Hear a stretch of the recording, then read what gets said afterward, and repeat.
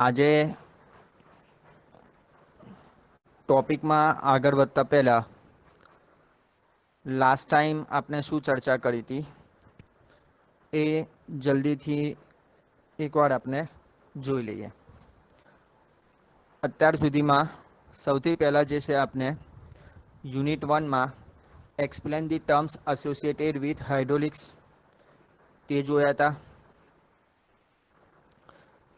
તેમાં primary states of matter, જે પદાર્થની મૂળભૂત અવસ્થાઓ છે, ઘન, પ્રવાહી, વાયુ, તેના વિશે આપણે ચર્ચા કરી.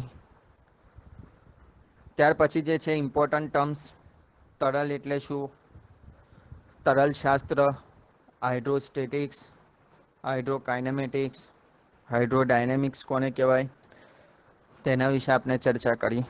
તરલના પ્રકાર કયા કયા? મૂળભૂત બે પ્રકાર, દબનીય તરલ, અદબનીય એટલે કે કમ્પ્રેસિબલ અને ઇનકમ્પ્રેસિબલ ફ્લુઇડ. ત્યાર પછી પ્રીવિયસ લેક્ચરમાં આપણે જે છે પ્રોપર્ટીઝ ઓફ ફ્લુઇડ વિશે ચર્ચા કરતા હતા.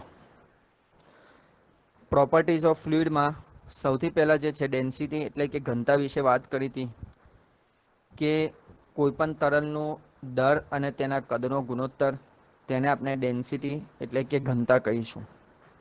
તેનો એકમ કેજી પર મીટર ક્યુબ. ડેન્સિટી પછી આપણે વજન વિશે વાત કરી હતી. કોઈપણ પદાર્થનું દર મલ્ટીપ્લાય બાય ગ્રેવિટેશનલ એક્સિલરેશન જી, એ આપણને મળશે વજન, અને વજનનો એકમ છે ન્યૂટન. ત્યાર પછી વજન ઘનતા અથવા તો વિશિષ્ટ વજન, સ્મોલ ડબલ્યુ ઇક્વલ ટુ વજન ડિવાઇડેડ બાય વોલ્યુમ, એટલે કે કોઈપણ પદાર્થનું વજન અને તેના કદનો ગુણોત્તર, તેનો એકમ ન્યૂટન પર મીટર ક્યુબ છે. ત્યાર પછી સ્પેસિફિક વોલ્યુમ એટલે કે વિશિષ્ટ કદ વિશે આપણે ચર્ચા કરી. કોઈપણ કદ અને તેના દરનો ગુણોત્તર, એટલે કે જે ડેન્સિટી છે એનો વ્યસ્ત, અને વિશિષ્ટ કદનો એકમ જે છે મીટર ક્યુબ પર કેજી. ત્યાર પછી સ્પેસિફિક ગ્રેવિટી એટલે કે વિશિષ્ટ ઘનતા વિશે આપણે ચર્ચા કરી કે કોઈપણ પદાર્થની ઘનતા અને પાણીની ઘનતાનો આ જે છે એકમ રહિત એટલે કે યુનિટલેસ ક્વોન્ટિટી છે.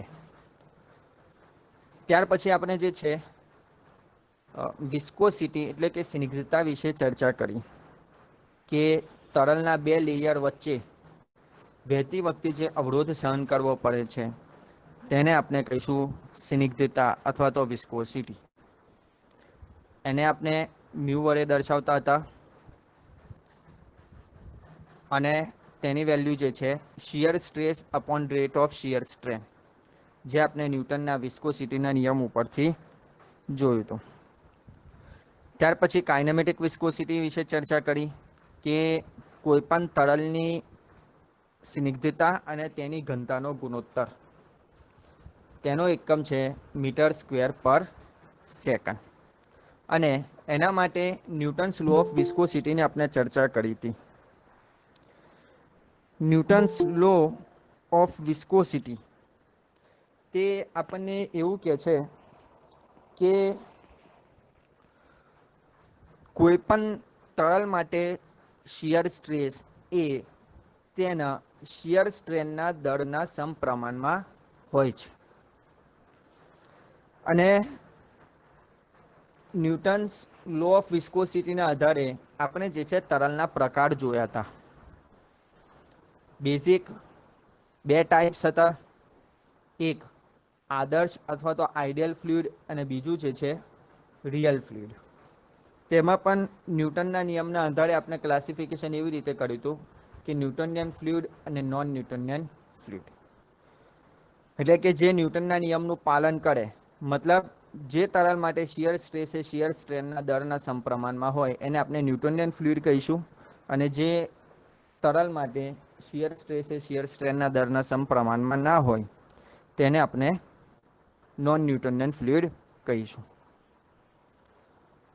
ત્યાર પછી આઈડિયલ પ્લાસ્ટિક ફ્લુઇડ વિશે વાત કરી હતી કે જેમાં શિયર સ્ટ્રેસની વેલ્યુ જે છે એ તમારા શિયર સ્ટ્રેનના દરના yieldવેલ્યુ કરતાં વધારે હોય અને શિયર સ્ટ્રેનના દરના સમપ્રમાણમાં હોય. તો અત્યાર સુધી આપણે યુનિટ 1માં આટલે સુધી પહોંચ્યા હતા. હવે હજુ પ્રોપર્ટીઝ ઓફ ફ્લુઇડમાં અમુક પ્રોપર્ટીઝ બાકી છે જે આપણને 1 બાય 1 જોવાની છે. પરંતુ આગળની પ્રોપર્ટીઝ ઉપર જતા પહેલા આજે આપણે જે છે જે વિસ્કોસિટી અને કાઇનેમેટિક વિસ્કોસિટી વિશે ચર્ચા કરી હતી એના આપણે એકમ એટલે કે જે યુનિટ છે એ કઈ રીતે આવે છે એની ચર્ચા કરીશું. અને કયા કયા યુનિટ છે જે વપરાય છે વિસ્કોસિટીમાં એની આજે આપણે ચર્ચા કરીશું. બેઝિક જે છે આપણે SI system of unit use કરીએ છીએ કે એકમ માટે જે છે એસઆઈ સિસ્ટમ ઇન્ટરનેશનલમાં જે યુનિટ આપેલા છે તે આપણે યુઝ કરીએ છીએ. પણ એની સાથે સાથે વિસ્કોસિટી અને કાઇનેમેટિક વિસ્કોસિટી માટે CGS એકમ પણ વપરાય છે. તો એની પણ આજે આપણે ચર્ચા કરીશું. તો સાઈડ બાય સાઈડ જે છે તમે એને નોટ કરતા રહેજો. તો સૌથી પહેલા આપણે વિસ્કોસિટીના એકમ વિશે વાત કરીએ. Unit of viscosity. આપણે જે ગઈકાલે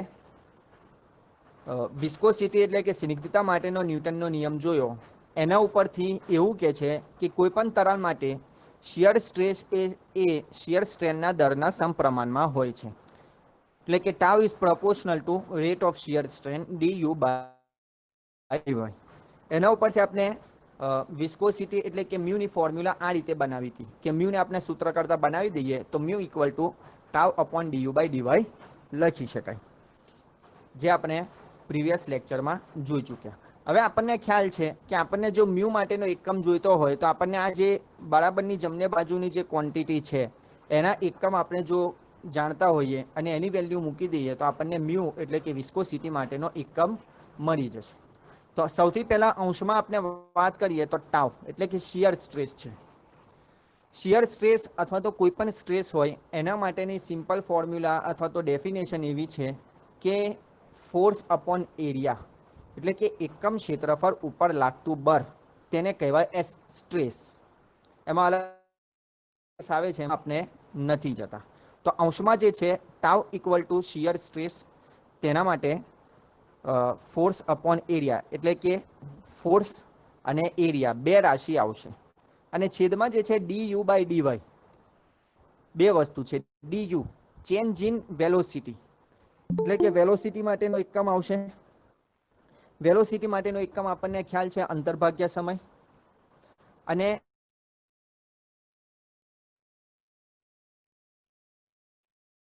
નીચે જે છે y છે dy ચેન્જ ઇન ડિસ્ટન્સ, અને dy એટલે કે ચેન્જ ઇન ડિસ્ટન્સ એટલે કે અંતર માટેનો એકમ આવશે.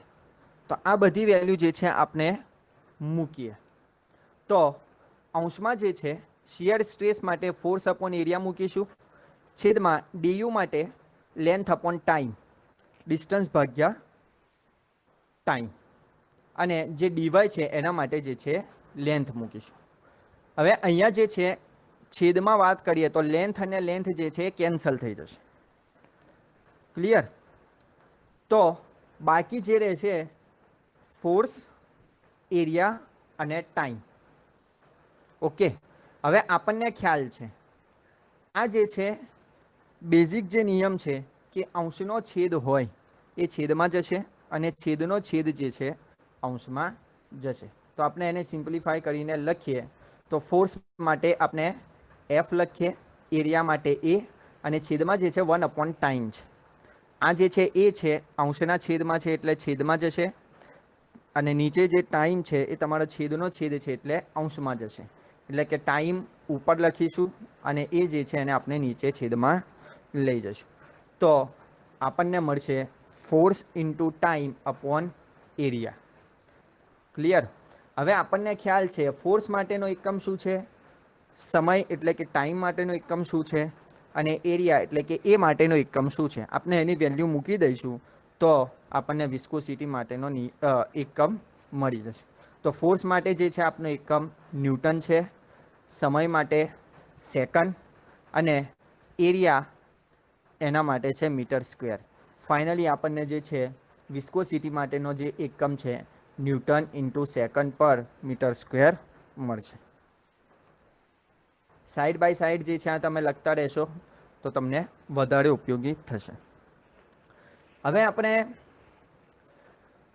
જે રીતે ચર્ચા કરી કે CGS એકમ પણ વપરાય છે, તો CGSમાં ફોર્સ માટે ન્યૂટનના બદલે જે છે ડાઇન એકમ વપરાય છે. ડાઇન સેકન્ડ એસ વડે દર્શાવીએ છીએ આપણે SI સિસ્ટમમાં, એના બદલે SEC સેકન્ડ વડે દર્શાવવામાં આવે છે, અને મીટર સ્ક્વેરના બદલે સેન્ટીમીટર સ્ક્વેર. ક્લિયર? તો આ newton into second upon metre square જે છે તેને કહેવાય છે પોઈઝ. ક્લિયર? તો બંને એકમ આપણે જોયા, MKS અથવા તો SI સિસ્ટમમાં ન્યૂટન ઇન્ટુ સેકન્ડ પર મીટર સ્ક્વેર, CGSમાં ડાઇન ઇન્ટુ સેકન્ડ પર મીટર સ્ક્વેર અથવા તો સેન્ટીમીટર સ્ક્વેર બંને વપરાય છે. અને dyne into second upon metre square માટે પોઈઝ વપરાય છે. અને SI સિસ્ટમ અને પોઈઝ એ બંને વચ્ચેનું જે રિલેશનશિપ છે એ તમારું અહીંયા આપેલું છે. એટલે કે 1 poise equal to 1/10 newton into second પર મીટર સ્ક્વેર. જ્યારે તમે આગળ એક્ઝામ્પલ સોલ્વ કરશો ત્યારે તમને વિસ્કોસિટી માટેની વેલ્યુ આપી દીધી હશે.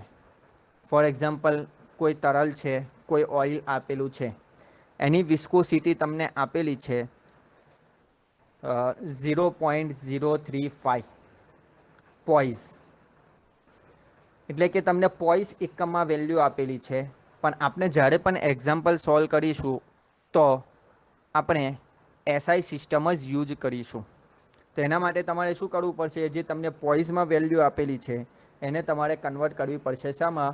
ન્યૂટન ઇન્ટુ સેકન્ડ પર મીટર સ્ક્વેર. એટલે કે SI પડશે. તો SI યુનિટમાં કન્વર્ટ કરવા માટે તમને જે વેલ્યુ આપેલી હોય એને તમારે 10 વડે ડિવાઈડ કરી દેવાની. ક્લિયર? તો આ થઈ ગયો વિસ્કોસિટી માટેનો એકમ. તો વિસ્કોસિટી માટેનો એકમ ન્યૂટન ઇન્ટુ સેકન્ડ પર મીટર સ્ક્વેર, અને બીજો એકમ વપરાય છે પોઈઝ. પોઈઝ અને ન્યૂટન ઇન્ટુ સેકન્ડ પર મીટર સ્ક્વેર માટેનું રિલેશનશિપ પણ આપણે અહીંયા જોઈ ચૂક્યા. ક્લિયર? હવે કાઇનેમેટિક વિસ્કોસિટી તેના એકમ વિશે આપણે ચર્ચા કરીએ. તો કાઇનેમેટિક વિસ્કોસિટીની ડેફિનેશન એવી હતી કે કોઈપણ તરલની સ્નિગ્ધતા એટલે કે વિસ્કોસિટી અને તેની ઘનતાનો ગુણોત્તર, તેને આપણે કહેતા હતા કાઇનેમેટિક વિસ્કોસિટી. ઓકે, હવે એનો એકમ આપણને મેળવવો છે તો એમાં બે વસ્તુ છે, એક છે વિસ્કોસિટી અને બીજું છે ડેન્સિટી. વિસ્કોસિટીનો એકમ આપણે અહીંયા મેળવ્યો, બરાબર છે? અહીંયા એનું આપણે સિમ્પ્લિફિકેશન આપેલું છે, તો અહીંયા સીધા આપણે અહીંયાથી સ્ટાર્ટ કરીશું વિસ્કોસિટી માટે. અને ડેન્સિટીનો એકમ આપણે પ્રીવિયસ લેક્ચરમાં જોઈ ચૂક્યા કે kg પર મીટર ક્યુબ, અને એની ડેફિનેશન એવી હતી કે કોઈપણ પદાર્થનું દર અને તેના કદનો ગુણોત્તર. તો એ આપણે રાશિ મૂકીશું વિસ્કોસિટી માટે force into time upon area, અને ડેન્સિટી માટે માસ અપોન વોલ્યુમ, અને એનું આપણે જે છે સાદું રૂપ આપીશું. અહીંયા આપણે મૂકેલું છે. જો વિસ્કોસિટી માટે force into time upon area જે આપણે અહીંયા જોઈ ચૂક્યા, બરાબર છે? અને ડેન્સિટી એટલે કે કોઈપણ પદાર્થનું દર અને તેના કદનો ગુણોત્તર, માસ અપોન વોલ્યુમ. એને આપણે શોર્ટમાં અહીંયા દર્શાવેલું છે ફોર્સ. હા, બીજું છેદમાં જે છે આપણને માસ આપેલું છે, એટલે અહીંયા મને જે ફોર્સ આપેલું છે એને હું કન્વર્ટ કરીશ એવી ફોર્મ્યુલા કે જે મારી જોડે અવેલેબલ છે કે force equal to mass into acceleration, જે ન્યૂટનના નિયમ ઉપરથી આપણને મળે છે કે F બરાબર m into a, mass into acceleration. મેં એટલા માટે આ કન્વર્ટ કર્યું કારણ કે મારી જોડે છેદમાં જે છે માસ એટલે કે દળ આપેલું છે, એટલા માટે મેં અહીંયા જે છે ફોર્સનો એકમ ડાયરેક્ટલી ન્યૂટન ના લેતા ફોર્સને ન્યૂટનના નિયમ ઉપરથી જે એની વ્યાખ્યા છે કે force equal to mass into acceleration, એનો ઉપયોગ કરીને એની વેલ્યુ મેં મૂકી માસ ઇન્ટુ એક્સિલરેશન. ક્લિયર? દર ઇન્ટુ પ્રવેગ. ટાઈમ માટે ટી મૂકેલો છે, એરિયા માટે એ, માસ માટે એમ અને વોલ્યુમ માટે કેપિટલ વી. હવે અહીંયા જુઓ, અંશમાં એમ છે માસ અને છેદમાં માસ છે. માસ માસ અંશ અને છેદમાં જે છે કેન્સલ થઈ જશે. એટલે હવે અંશમાં શું બાકી રહેશે?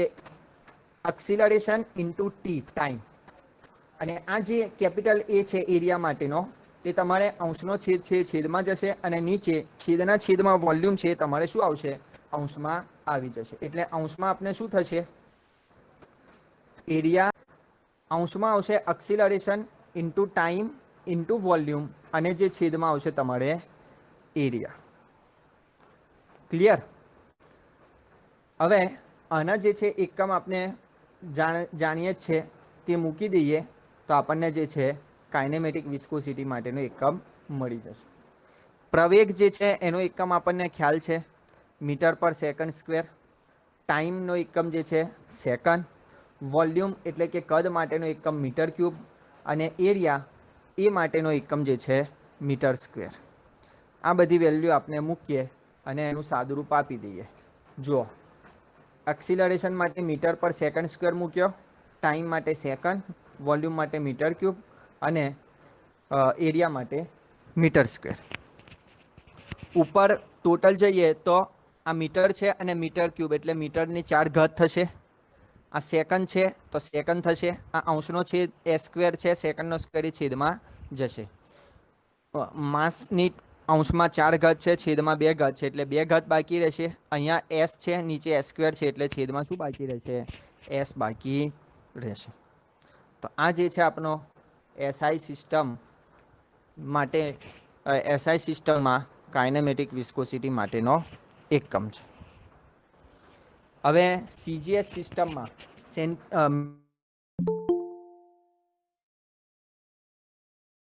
મીટરના બદલે સેન્ટીમીટર, એટલે કે મીટર સ્ક્વેરના બદલે સેન્ટીમીટર સ્ક્વેર.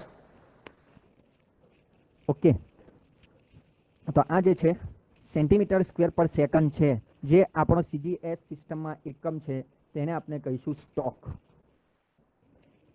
અને એક સ્ટોક બરાબર 10⁻⁴ મીટર સ્ક્વેર પર સેકન્ડ. મતલબ મીટર સ્ક્વેરમાંથી સેન્ટીમીટર સ્ક્વેરમાં જાઓ છો, બરાબર છે, અને સેન્ટીમીટર સ્ક્વેરમાંથી મીટર સ્ક્વેરમાં આવો છો, તો સ્ટોક જે છે સેન્ટીમીટર સ્ક્વેર પર સેકન્ડ રહે છે. ક્લિયર? એટલે કે મારે સેન્ટીમીટર માંથી મીટર સ્ક્વેરમાં જવાનું છે, છેદમાં સેકન્ડ છે, સેકન્ડ એટલે છેદમાં ક્વોન્ટિટી એમનો એકમ સરખો છે, તો 1 સેન્ટીમીટર બરાબર 10⁻² મીટર, અથવા તો 1/100 મીટર. બરાબર? અને સ્ક્વેર આપેલો છે, સેન્ટીમીટર સ્ક્વેરમાંથી મીટર સ્ક્વેરમાં જાઉં છું તો 10⁻² નો સ્ક્વેર એટલે કે 10⁻⁴ થશે. ક્લિયર છે? તો આ જે છે કાઇનેમેટિક વિસ્કોસિટી માટેનો નિયમ. વિસ્કોસિટી માટે ન્યૂટન ઇન્ટુ સેકન્ડ પર મીટર સ્ક્વેર એસઆઈ સિસ્ટમમાં, અને બીજો એકમ જે છે પોઈઝ, એ બંને વચ્ચેનું રિલેશન. ત્યાર પછી કાઇનેમેટિક વિસ્કોસિટી માટેનો એકમ મીટર સ્ક્વેર પર સેકન્ડ એસઆઈ સિસ્ટમમાં, સીજીએસમાં સેન્ટીમીટર સ્ક્વેર પર સેકન્ડ, જેને સ્ટોક પણ કહે છે. અને 1 સ્ટોક બરાબર 10⁻⁴ મીટર સ્ક્વેર પર સેકન્ડ. પ્રોપર્ટીઝ ઓફ ફ્લુઇડમાં નેક્સ્ટ જે પ્રોપર્ટી છે સરફેસ ટેન્શન, જેને ગુજરાતીમાં આપણે કહીશું પૃષ્ઠ તાણ. સરફેસ એટલે કે પૃષ્ઠ, સપાટી, અને ટેન્શન એટલે કે તાણ બળ. બરાબર છે? પૃષ્ઠ તાણ. એના નામ ઉપરથી જ આપણને ખ્યાલ આવી જાય છે કે શું કહેવા માંગે છે. સરફેસ એટલે કે સપાટી, ટેન્શન એટલે કે તાણ બળ. સપાટી ઉપર લાગતું તાણ બળ. Tensile force acting on the surface of liquid. પ્રવાહીની સપાટી ઉપર લાગતું તાણ બળ. અને વ્યવસ્થિત એની જો ડેફિનેશન આપવી હોય તો પ્રવાહીની સપાટી ઉપર એકમ લંબાઈમાં લાગતા તાણ બળને પૃષ્ઠ તાણ કહે છે. ઓકે, તો આ જે છે એની સિમ્પલ ડેફિનેશન છે. હવે આ જે પૃષ્ઠ તાણ છે એ ક્યાં લાગશે? તો બે જગ્યાએ. કાં તો તમારી પહેલી વાત તો નક્કી છે કે સપાટી ઉપર લાગશે, બરાબર છે, કે સરફેસ ટેન્શન છે એટલે ઓબ્વિયસ વાત છે કે આ જે છે એ તમારે સપાટી ઉપર જ લાગશે. હવે સપાટી કઈ સપાટી? તો એવી સપાટી કે જે તમારી હવાના સંપર્કમાં હોય, જેને આપણે કહીએ મુક્ત સપાટી, ફ્રી સરફેસ હોય, કે જે હવાના સંપર્કમાં હોય. એટલે કે કોઈ પાત્રમાં આપણે એક પ્રવાહી ભરેલું છે તો એની ઉપરની સપાટી જે છે હવાના વાતાવરણના સંપર્કમાં છે, તો ત્યાં આ જે છે તમારે સરફેસ ટેન્શન અથવા તો પૃષ્ઠ તાણ લાગશે. બીજું, બિટવીન ટુ ઇમિસિબલ લિક્વિડ. બે જુદા જુદા એવા લિક્વિડ છે જેને ઇમિસિબલ લિક્વિડ કહીએ.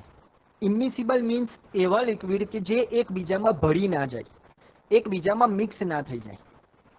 ફોર એક્ઝામ્પલ, આપણે જે છે બે લિક્વિડ લઈએ, એક છે પાણી અને એક છે મધ.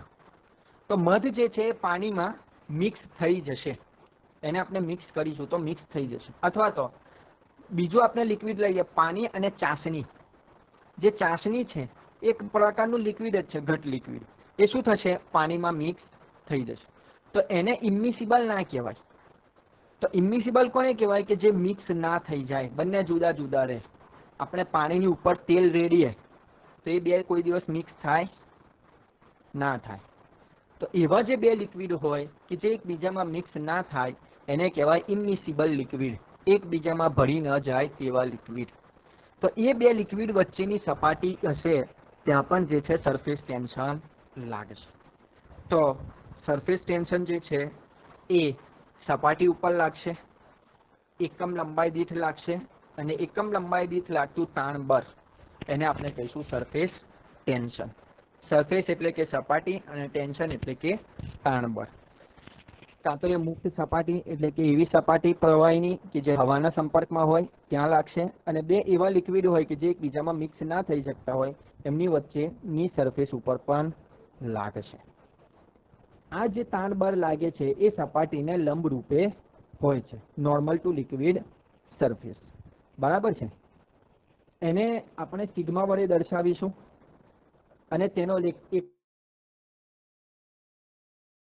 સપાટીની એકમ લંબાઈ ઉપર લાગતું તાણ બળ, તો એકમ લંબાઈ દીઠ લાગતું બળ તાણ બળ, બળ માટેનો એકમ ન્યૂટન અને એકમ લંબાઈ એના માટેનો એકમ મીટર, એટલે કે એના માટેનો જે એકમ થશે ન્યૂટન પર મીટર.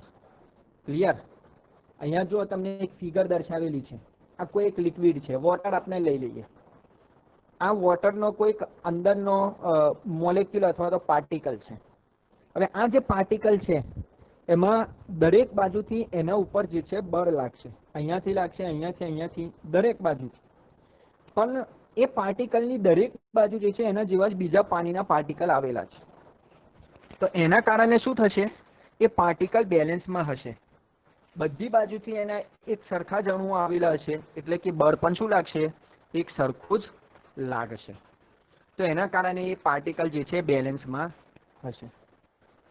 એના કરતા અહીંયા જે બીજા બે પાર્ટિકલ તમને દર્શાવેલા છે કે જે સપાટી ઉપર આવેલા છે, એક અહીંયા બી દર્શાવેલો છે અને એક સી દર્શાવેલો છે.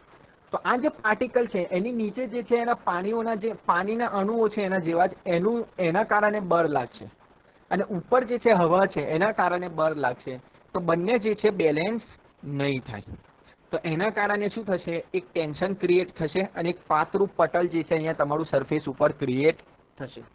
ટૂંકમાં જેટલા પણ તમારા જે અણુઓ અથવા તો મોલેક્યુલ્સ જે છે એ સપાટી ઉપર આવેલા હશે, તો એ સપાટી ઉપર જે છે નીચેની તરફ અણુઓનું દબાણ લાગશે અને ઉપરની તરફ જે છે એટમોસ્ફિયર અથવા તો વાતાવરણનું દબાણ લાગશે.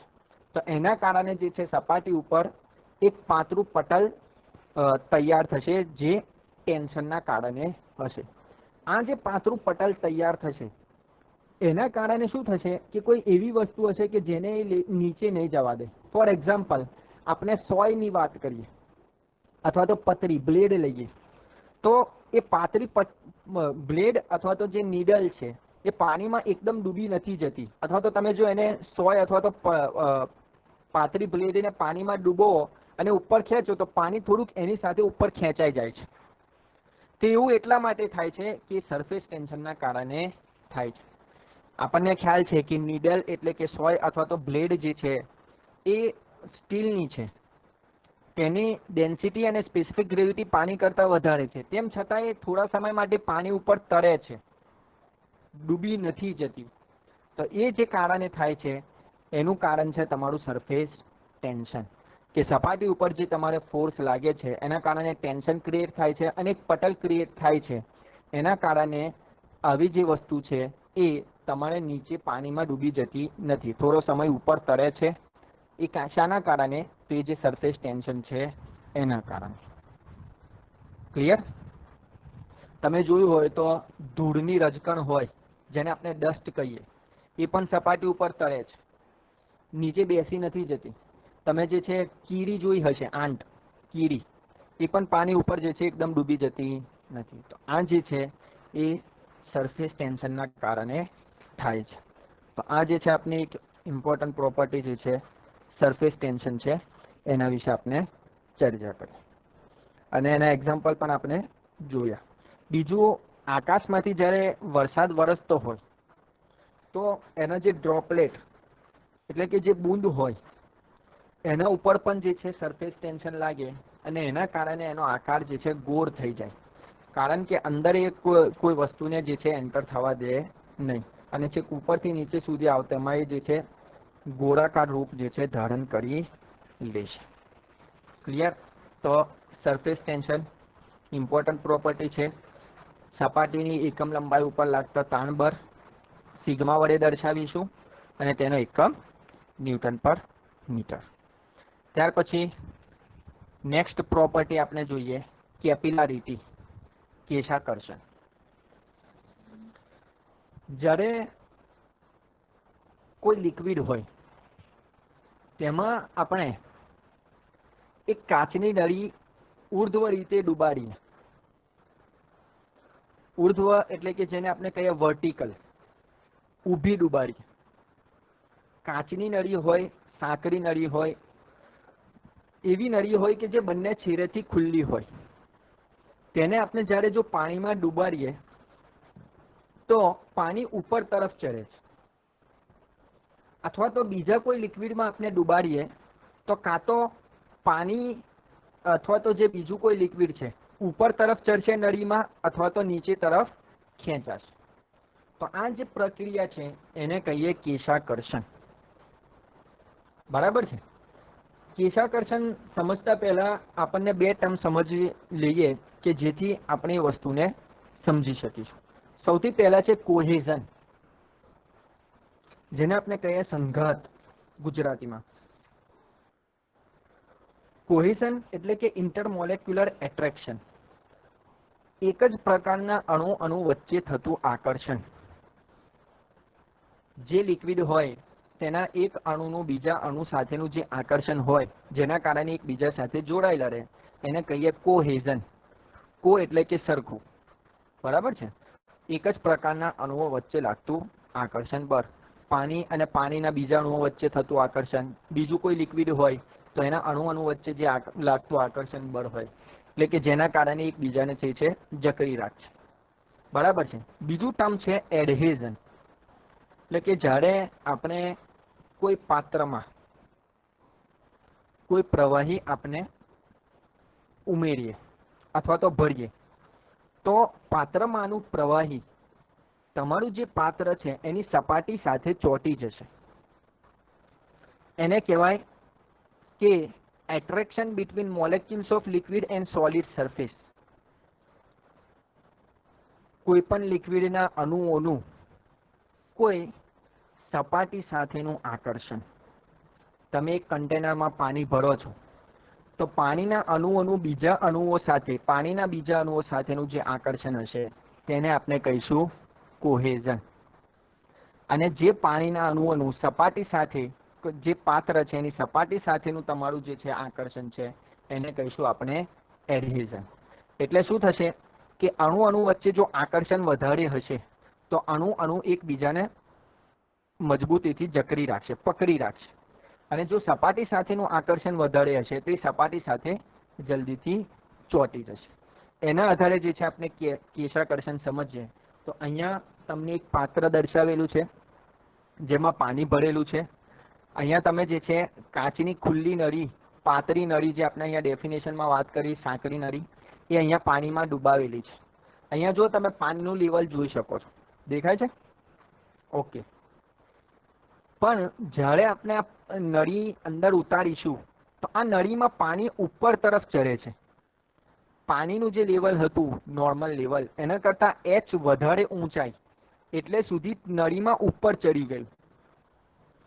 બરાબર છે? આને આપણે એવું કહી શકીએ કે પાણીના અણુઓ વચ્ચે જે લાગે છે આકર્ષણ એને કોહેઝન, એટલે કે એ કોહેઝન પાણીના અણુ એક અણુઓ બીજા અણુને પોતાની તરફ ખેંચે છે. જ્યારે આ કાચની નળી આપણે ઉતારીએ એમાં તો પાણીના અણુઓ કાચની નળીની અંદર જે છે ચોંટી જશે. એ થશે તમારું એડહેઝન. ક્લિયર? હવે જો કોહેઝન એડહેઝન કરતાં વધારે હોય એટલે કે અણુ અણુ વચ્ચેનું આકર્ષણ અણુ અને સપાટી વચ્ચેના આકર્ષણ કરતાં વધારે હોય તો તમારું જે છે લિક્વિડ ઉપર તરફ ચડશે નહીં, પરંતુ નીચે તરફ ખેંચાશે. અને જો અણુ અણુ વચ્ચેના આકર્ષણ કરતાં અણુ અને સપાટી વચ્ચેનું આકર્ષણ વધારે હશે તો સીધી વાત છે કે સપાટી જોડે તમારા અણુઓ વધારે ચોંટી જશે અને એ ચોંટીને ભેગા થઈને શું થશે? ઉપર તરફ ચડશે. તો આ જે ઉપર તરફ ચડે છે આ ક્રિયાને કહેવાય કેપિલારિટી અથવા તો કેશાકર્ષણ. અહીંયા એક બીજું એક્ઝામ્પલ તમને આપેલું છે મર્ક્યુરી માટેનું. મર્ક્યુરીમાં જે આપણે પાણી માટે વાત કરી એના કરતાં ઉલટું છે. જુઓ, પાણીમાં જે છે આપણે પાતળી સાંકડી નળી કાચની ડુબાડતા હતા તો પાણી નળીમાં ઉપર તરફ ચડતું હતું નોર્મલ લેવલ કરતાં. જ્યારે મર્ક્યુરીમાં નોર્મલ લેવલ કરતાં નીચે તરફ આવે છે. આવું શા કારણે થયું? તો પાણીમાં કોહેઝન કરતાં એડહેઝન વધારે લાગે છે. એટલે કે અણુ અણુ વચ્ચેના આકર્ષણ કરતાં અણુ અને સપાટી વચ્ચેનું આકર્ષણ વધારે છે. એટલા માટે જ્યારે મર્ક્યુરીમાં અણુ અણુ વચ્ચેનું આકર્ષણ ખૂબ વધારે છે એટલે કે સ્ટ્રોંગ છે અને અણુ અને સપાટી વચ્ચેનું આકર્ષણ ઓછું છે એટલે કે મર્ક્યુરીના જે અણુઓ છે એ કાચની સપાટી જોડે જલ્દી ચોંટશે નહીં. એ શું કરશે? ભેગા રહેવા અણુ મર્ક્યુરીના અણુઓ જોડે ભેગા રહેવા પ્રયત્ન કરશે એટલે કે એમાં કેપિલારિટી ડાઉન તરફ આવશે. જો ઉપર તરફ ચડે તો એને આપણે કહીશું કેપિલારિટી રાઇઝ અને જો નીચે તરફ આવે નોર્મલ લેવલ કરતાં એને આપણે કહીશું કેપિલારિટી ફોલ. ક્લિયર? તો બેઝિક કન્સેપ્ટ એટલો જ કે જે પ્રવાહીમાં કોહેઝન વધારે હોય એડહેઝન કરતાં તેમાં તમારે કેપિલારિટી ફોલ થશે, જે રીતે અહીંયા મર્ક્યુરીમાં થાય.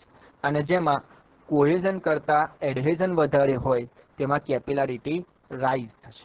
એટલે કે પ્રવાહી પાઇપમાં અથવા તો નળીમાં ઉપર તરફ ચડશે. ક્લિયર છે? તો આ જે છે તમારે કેપિલારિટી રાઇઝ અથવા તો કેપિલારિટી ફોલ. ક્લિયર? તો જે આપણે ડેફિનેશનમાં વાત કરી કે જ્યારે કાચની સાંકડી નળીને પ્રવાહીમાં ઉર્ધ્વ રીતે ડૂબાડવામાં આવે. અહીંયા ઇમ્પોર્ટન્ટ વર્ડ છે ઉર્ધ્વ રીતે, એટલે કે વર્ટિકલી. તમારે ત્રાસી નથી ડૂબાડવાની અથવા તો આડી નથી ડૂબાડવાની, તમારે ઉર્ધ્વ રીતે એટલે કે વર્ટિકલી નળી ડૂબાડવાની છે. બરાબર છે? જો કોહેઝન વધારે હશે તો કેપિલારિટી ફોલ થશે અને જો કોહેઝન વધારે હશે તો કેપિલારિટી રાઇઝ. ક્લિયર છે? ઓકે. અને આપણે એક્ઝામ્પલ જોયા કે પાણીમાં જે છે તમારે કેપિલારિટી રાઇઝ થાય છે અને મર્ક્યુરીમાં જે છે તમારી કેપિલારિટી જે છે એ આપણે મીટરમાં મેઝર કરીશું. બરાબર? કાં તો ઉપર ચડશે અથવા તો નીચે તરફ ઉતરશે. તો એની ઊંચાઈ છે, વન ટાઈપ ઓફ ડિસ્ટન્સ છે એટલે એનો એકમ મીટર આવશે. બરાબર છે? નેક્સ્ટ જે પ્રોપર્ટી છે એ છે વેપર પ્રેશર. વેપર એટલે કે બાષ્પ, જેને આપણે વરાળ કહીએ, અને પ્રેશર એટલે કે દબાણ. આપણને ખ્યાલ છે કે કોઈપણ પ્રવાહી હોય તેનું એક ઉત્કલન બિંદુ હોય કે જેમાંથી એટલા તાપમાન સુધી જો આપણે તેને ગરમ કરીએ તો શું થશે કે પ્રવાહીમાંથી વાયુમાં કન્વર્ટ થઈ જશે. પાણી માટે જનરલી આપણે જે છે કે નોર્મલ ટેમ્પરેચર એન્ડ પ્રેશર કે સામાન્ય દબાણે આપણે પાણીને 100 ડિગ્રી સેલ્સિયસ સુધી ગરમ કરીએ તે જે છે પાણીમાંથી વરાળ બની જશે. તો દરેક જે છે પ્રવાહી માટે એક ઉત્કલન બિંદુ હોય કે જેમાં જે છે એક સ્ટેટમાંથી બીજા સ્ટેટમાં કન્વર્ટ થશે. પાણી માટે 100 ડિગ્રી સેલ્સિયસ. હવે આપણે કોઈ એક પાત્રમાં, બંધ પાત્રમાં જે છે પાણી ભરીએ અને એને જે છે ગરમ કરીએ નોર્મલ ટેમ્પરેચર, તો એના કારણે શું થશે કે પાણી જે છે ગરમ થઈને 100 ડિગ્રી સુધી પહોંચશે એટલે ધીરે ધીરે જે છે એનું રૂપાંતર થશે બાષ્પમાં, અને એ જે વરાળ થશે ઉપરથી પાત્ર બંધ હશે તો શું થશે, સપાટીની ઉપર જે છે જમા થવા લાગશે. તો જેમ જેમ વરાળ ભેગી થતી જશે તેમ તેમ શું છે, આ જે ભેગી થયેલી વરાળ અથવા તો બાષ્પ છે એ જે છે દબાણ લગાડશે કોની ઉપર, જે તે પ્રવાહી ઉપર. અને આ દબાણના કારણે શું થશે, તો પ્રવાહી ઉપર જે છે દબાણ લાગશે. તો આ જે દબાણ લાગે બાષ્પના કારણે તેને કહેવાય બાષ્પ દબાણ અથવા તો વેપર પ્રેશર. વેપરના કારણે જે પ્રેશર લાગે છે તે. આપણા ઘરે જે કુકર હોય છે સેમ વસ્તુ તેમાં થાય છે. તો એકવાર જો તમારું દબાણ ક્રિએટ થઈ જાય તો જે 100 ડિગ્રી સેલ્સિયસ તાપમાન છે એટલું પણ જરૂરી નથી, એના કરતાં પણ ઓછા તાપમાને જે છે તમારું પ્રવાહી અથવા તો પાણી જે છે એ તમારું ઉકળવા માંડશે. ક્લિયર? અને જો કોઈ રીતે આપણે એવી સિચ્યુએશન લાવીએ કે દબાણ ઘટાડવામાં આવે તો પાણી જે છે સામાન્ય તાપમાને પણ જે છે ઉકળવા લાગશે. તો ટૂંકમાં આપણે એટલું કહીએ કે વેપર પ્રેશર એટલે કે બાષ્પ દ્વારા લાગતું દબાણ. બરાબર છે? ઓકે. નેક્સ્ટ આપણી જે ડેફિનેશન છે ઇલાસ્ટિસિટી એટલે કે સ્થિતિસ્થાપકતા. એને આપણે સિમ્પલી એ રીતે ડિફાઇન કરી શકીએ કે પ્રવાહી ઉપર લાગતા કમ્પ્રેસિવ સ્ટ્રેસ અને વોલ્યુમેટ્રિક સ્ટ્રેનના ગુણોત્તરને સ્થિતિસ્થાપકતા કહેવાય. પ્રીવિયસલી આપણે શિયર સ્ટ્રેસ જોયું હતું, અત્યારે કમ્પ્રેસિવ સ્ટ્રેસ આવ્યું. કમ્પ્રેસિવ સ્ટ્રેસ એટલે કે જે આપણે દબાણ આપીએ અને કમ્પ્રેસ થાય, જેના કદમાં ઘટાડો થાય. બરાબર છે? તો એને આપણે કહીશું કમ્પ્રેસિવ સ્ટ્રેસ. કદમાં ઘટાડો થાય એ રીતે રાખે. આપણે કોઈ વસ્તુને દબાવીએ એને કહીશું આપણે કમ્પ્રેસિવ સ્ટ્રેસ. આપણે કોઈ વસ્તુને ખેંચીએ, સળિયો છે, લોખંડનો સળિયો છે, એને આપણે ખેંચીએ તો એને કહેવાય ટેન્સાઇલ સ્ટ્રેસ. બરાબર છે? તો પ્રવાહી ઉપર લાગતા કમ્પ્રેસિવ સ્ટ્રેસ અને વોલ્યુમેટ્રિક સ્ટ્રેનના ગુણોત્તરને સ્થિતિસ્થાપકતા કહે છે. તેને આપણે દર્શાવીશું K વડે. બરાબર છે? હવે કમ્પ્રેસિવ સ્ટ્રેસ વિશે વાત કરીએ. આપણે કોઈ સિલિન્ડર છે, ગેસનો બોટલ છે, એમાં આપણે કમ્પ્રેસ કરીએ, એના ઉપર દબાણ લગાવીએ. બરાબર છે? તો એ જે સ્ટ્રેસ છે એ આપણું થશે કમ્પ્રેસિવ સ્ટ્રેસ. હવે વોલ્યુમેટ્રિક સ્ટ્રેન શું છે?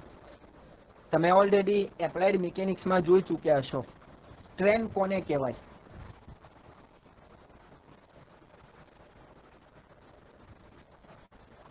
વિકાર અથવા તો વિકૃતિ જેને કહીએ. તેની ડેફિનેશન શું?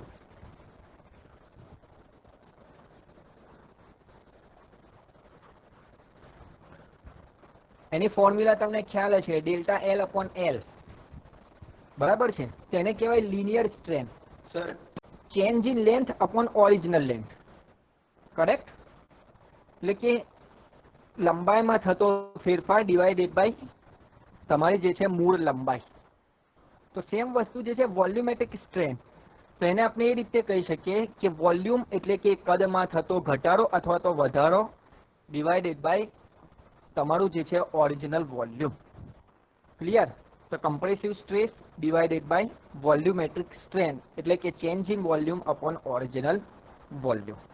અહીંયા જો આપણે એક સિલિન્ડર દર્શાવેલું છે,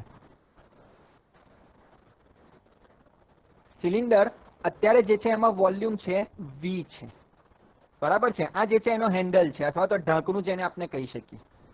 હવે આને હું પ્રેસ કરીશ, બરાબર છે, તો એના કારણે શું થશે, હું એને કમ્પ્રેસ કરીશ તો એનું વોલ્યુમ V હતું એ ઘટીને શું થશે, V1। તો એમાં વોલ્યુમમાં કેટલો ફેરફાર આવ્યો, ડેલ્ટા V જેટલો ફેરફાર આવ્યો કે ઓરિજિનલ વોલ્યુમ V હતું, ફાઇનલ વોલ્યુમ તમારું V1 થયું, તો વોલ્યુમમાં કેટલો ઘટાડો થયો, તો ડેલ્ટા V જેટલો ઘટાડો થયો। તો વોલ્યુમેટ્રિક સ્ટ્રેન શું થશે, ચેન્જ ઇન વોલ્યુમ એટલે કે delta V divided by V, એને આપણે કહીશું વોલ્યુમેટ્રિક સ્ટ્રેન। ક્લિયર? એટલે કે વોલ્યુમેટ્રિક સ્ટ્રેન, હવે આપની ડેફિનેશન શું છે, કમ્પ્રેસિવ સ્ટ્રેસ અને વોલ્યુમેટ્રિક સ્ટ્રેનના ગુણોત્તરને શું કહીશું આપણે, સ્થિતિસ્થાપકતા। ક્લિયર છે? જો અહીંયા ઓરિજિનલ વોલ્યુમ હતું, ધીરે ધીરે હું પ્રેશર આપતો જાઉં છું અથવા તો દબાણ આપતો જાઉં છું તો એના વોલ્યુમમાં શું છે, ઘટાડો થાય છે। તો આ જે છે મારું ઇનિશિયલ વોલ્યુમ હતું અને અહીંયા જે છે મારું જે છે ફાઇનલ વોલ્યુમ આવ્યું। ફરીવાર અહીંયા આપણે પ્રીવિયસ ફિગર જોઈ લઈએ। જુઓ, આ ઇનિશિયલ વોલ્યુમ છે, આટલું હતું V જેટલું, એને હું જે છે કમ્પ્રેસ કરું છું અને ફાઇનલ વોલ્યુમ મને મળે છે V1, એટલે કે ડેલ્ટા V જેટલો ઘટાડો થયો। અને એના ઉપર જે હું દબાણ લગાડું છું એ ડેલ્ટા P જેટલું લાગુ છું, એટલે કે મારે જે V વોલ્યુમ હતું, V વોલ્યુમથી V1 જેટલું વોલ્યુમ લાવવા માટે મારે ડેલ્ટા P જેટલું પ્રેશર અથવા તો દબાણ આપવું પડે છે, દબાણ અથવા તો કમ્પ્રેસિવ સ્ટ્રેસ મને લગાડવું પડે છે। તો કમ્પ્રેસિવ સ્ટ્રેસ અપોન વોલ્યુમેટ્રિક સ્ટ્રેનના ગુણોત્તરને ઇલાસ્ટિસિટી કહે છે। ક્લિયર છે? તો અહીંયા જે છે આપની પ્રોપર્ટીઝ ઓફ ફ્લુઇડ જે છે કમ્પ્લીટ થાય છે।